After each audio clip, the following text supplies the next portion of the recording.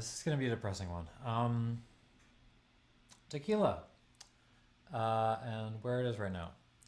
So, let's talk about this first, and then we'll get into why this thing is sitting here.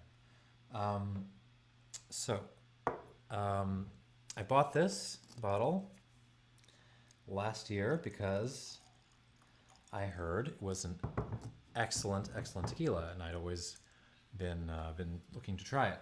So I grabbed it, stuffed it in the cupboard, just opened up it a little while ago, and so I'm going to add literally 2 drops of water to this. 1, 2.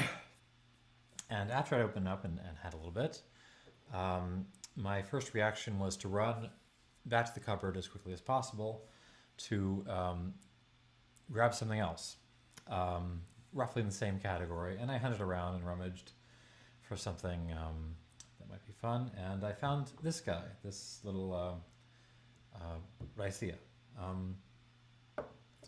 So we'll do the same thing here.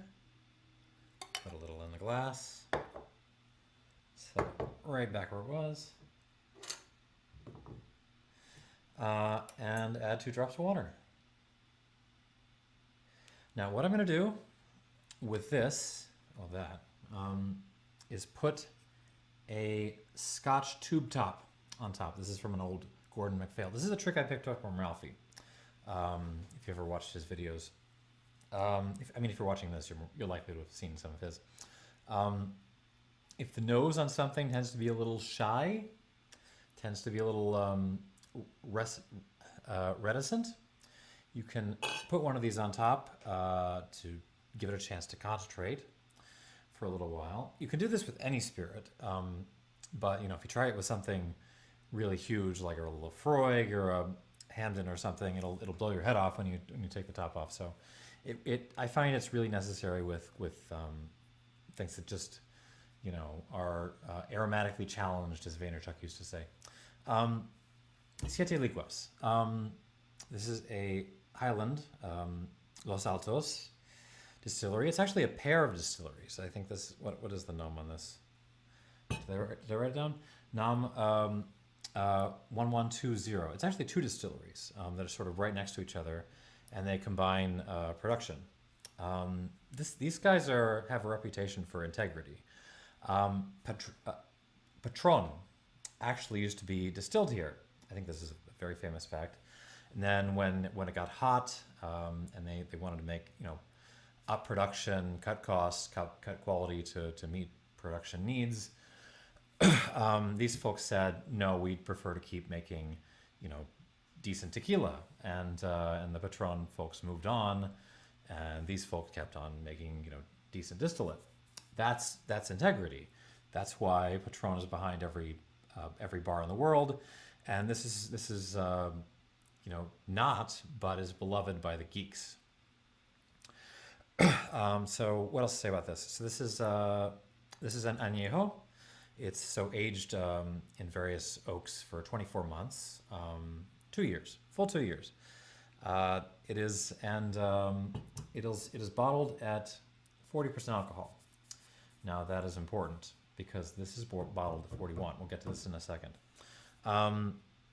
Being bottled by Sazerac, by the way. So I'm going to give myself a little cleansing there. And let's get into the nose of this, first of all. Okay, so it's lighter than I expected, much lighter than I expected. Really, the first note that comes to mind is herb garden. All this is really more suggestion than sort of substantive characteristics. So you're getting like basil and parsley and a little mint, a little fresh mint.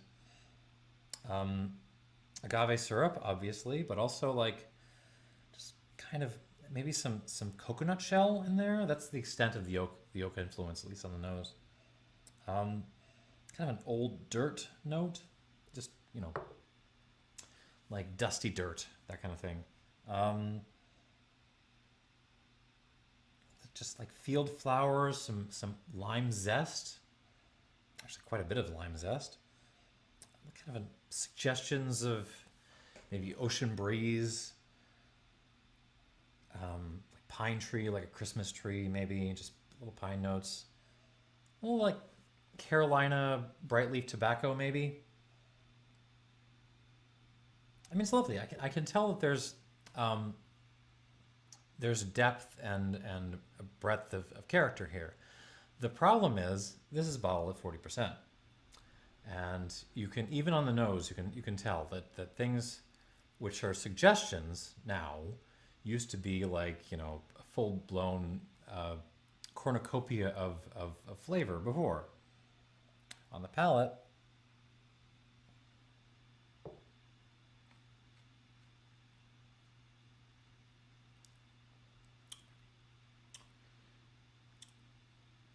not bad. There's an herbaceousness to the finish, which is nice. The problem is that the finish is unbelievably short in the mouth. Like this doesn't even get to my molars. It gets like halfway to my molars. It's all up front. It's all like right here. It's also a little bit thin.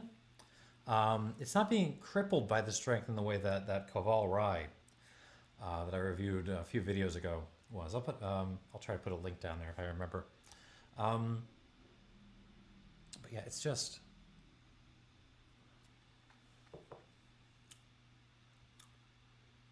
It just stops like right here. The finish kind of lingers here, which is nice. It's not so thin that it gets bitter either, but it's just, and sort of, I mean, the flavors are fine. You know, it's herbaceous. It's kind of like, take some mint leaves, some fresh mint, muddle them, maybe with some lime juice, little bitters. I don't know what kind of it. Maybe like Peychaud's, not quite Angostura. Something a little more light than that, just a little bit, and maybe like some vanilla essence, just a little drop of vanilla essence in there.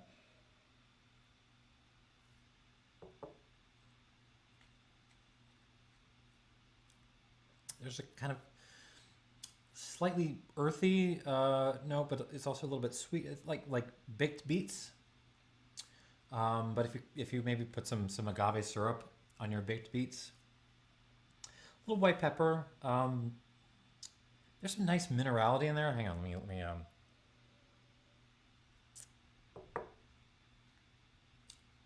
yeah, some rocks, a little salt, a little olive juice. You can tell this used to be more. You can just tell. Like the strength is.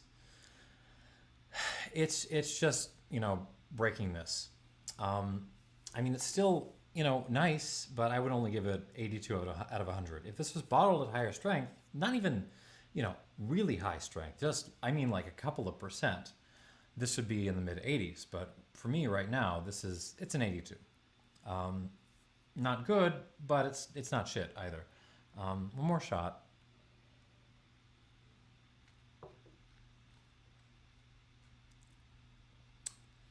Yes, it's thin, and then it's just like a controlled detonation of herbaceousness and some sweetie vanilla stuff right up front.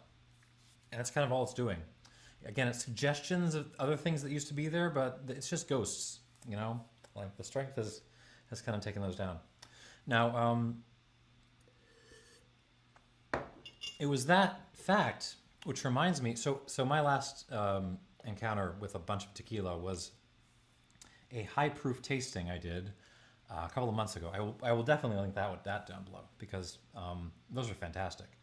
And they sort of gave me the thought I should go back to tequila. You know, I should take this category more seriously. And it kind of and having this reminded me, oh right, everyone except with a few exceptions, handful of exceptions, everyone bottles at 40%, if not lower. In Mexico, it's usually 38. And, you know, you're taking this, you know, gorgeous, light, delicate spirit, and you're just, you know, you're sucking the soul out of it, really. And And if you're angry at me, by the way, for complaining about your favorite tequila, if you really like this stuff, I mean, that's fine. Be angry with me. Please also be angry with, Sazerac, with producers, for, for everyone everyone else in the tequila industry whose example they are just following, for, thinking that this is what it should be. This is what it should be like. I mean, it's clearly well distilled. There's good shit in here, but and I do love this little screw top. This is really cool. But yeah, until this gets it just needs a little more oomph. That's all it needs. A little less water. Just and I don't know how they're filtering this, but maybe the filtering has something to do with it too. I'm not sure. In any case, 82. Moving on. So this is a Raicilla from Cabo Corrientes, which is just south of Puerto Vallarta. So this is like the west coast, right? You've got the sort of central tequila region, and then we're heading west over to the coast. And this was actually gifted to me by someone who visited the area and brought it back because they knew I was a spirits geek, and the idea was for me to use this in a tasting at some point that I would host. And that's never happened, but I'm opening it here and really enjoying it. By the way, thank you, Claudia, if you're watching this. This has been in my cabinet for a while. This is from 2011, and yeah, it's the Hacienda Divisadero Raicilla, the Blanco, obviously. No idea who these folks are, really. Apparently they have a ranch, and it's a nice vacation spot, sort of just south of Puerto Vallarta. Bunch of different agaves here that are not. This is just blue agave. This is a bunch of things: agave verde, amarillo, apparently. I don't know any of these, but I figured I would give it a shot. Here's the thing: 40%. This is not that much better. This is 41%. But you will see the difference. The other thing is I should note, since getting this bottle, they have changed their bottling and it's now much fancier. Frankly, I like this better. It's a little more fun, a little more rustic, which I like. All right, let's give this a shot. And you can just, yeah, you can tell the difference. Here things are like a 3. Here it's like a, it's not exploding out of the glass, but it's, this is like a 5 or a 6. I can pick up distinct notes much better. It's really more like take some limoncello, which you accidentally forgot to add sugar to when you were making it, like the nice ladies in Italy. They just forgot the sugar that one time. Like limoncello and just burning leaves, like set some leaves on fire. You would never mistake this for tequila. This has nothing. I mean, it has a relation to blue agave. It's there, but it's a different set of flavors. River clay. Yeah, olive oil, olives, green olives. Something earthy again, not beets. It's almost turnipy, like chopped turnips or something. A little tarry and a kind of champagne vinegar, definitely. The white wine vinegar. And there's a note in there which is like there's like raw pine wood, like you chop down a pine tree and you sort of smell the wood. There's also like a it doesn't smell like baked ham, but do you know the glaze? That sort of slightly gross glaze that you cover the ham in?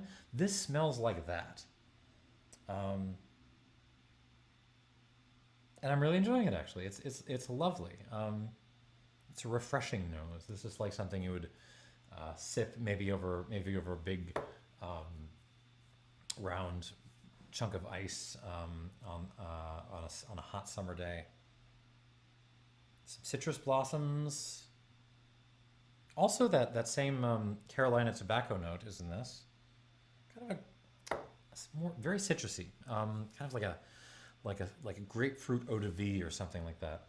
I like it, and it's just everything's much more distinct in this. That's kind of my point. And on the palate,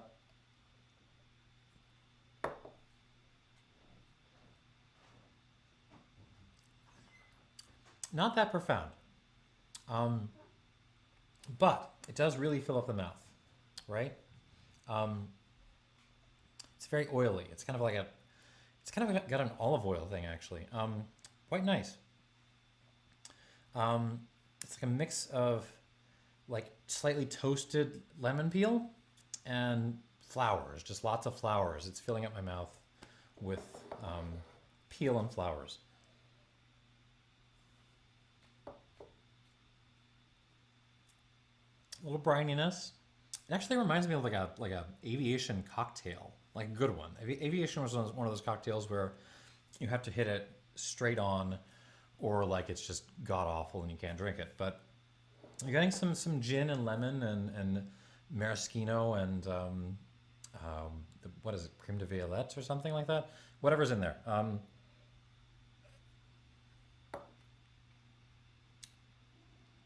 Caramelized onion, like a sweet onion. Um, Real balsamico, like real balsamic vinegar. Like not the stuff made from wine must. I'm talking about like the little tiny bottles that cost $1 zillion. Those things um, that are actually quite sweet. That's in there.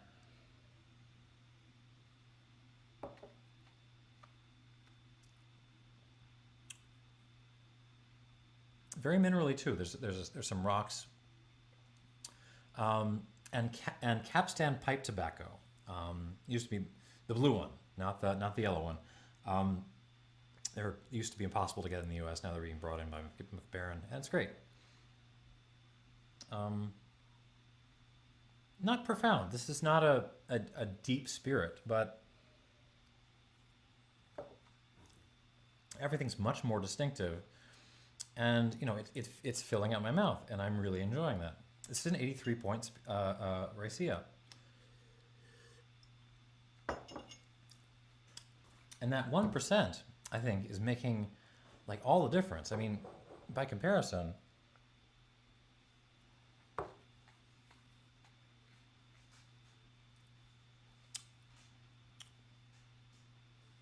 I can tell this is probably better distillate. There's hints at tons more going on here. It's just not coming out to play. Whereas this is,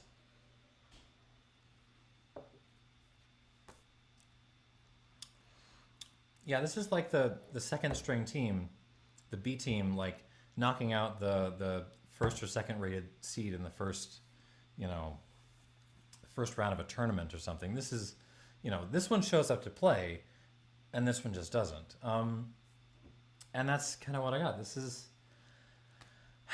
this is for sale. I think on their site they have it on sale for $40, but you can get it for cheaper than that elsewhere probably. This is 55, and again, it's not bad in any way, but this should be for the amount of character that I can tell is in here. It should be at least 41. Give us 41, guys. Like, how much is that going to cost you per bottle? Seriously, I mean, seriously, just fix your crap, tequila. I mean, you guys are making amazing stuff. I know, I've had it. And you're bottling it like this. Just, fix it. and buyers out there, if you happen to be still hanging with me this far into my terror part of this, just don't buy things bottled at 40%. Like, there's producers out there who, Gran Dovejo and Fortaleza and others that don't come to mind right now, but tons of others who are starting to bottle at higher strength. Give them your money. Give them your money, and folks like this will get the message. And that's kind of all I got to say. Like this little Raicilla should not be able to stand up to this. This should be running away with it. And Yeah, just I'm done. Like, fix it, guys. That's all I got. 82, 83, and I'm out.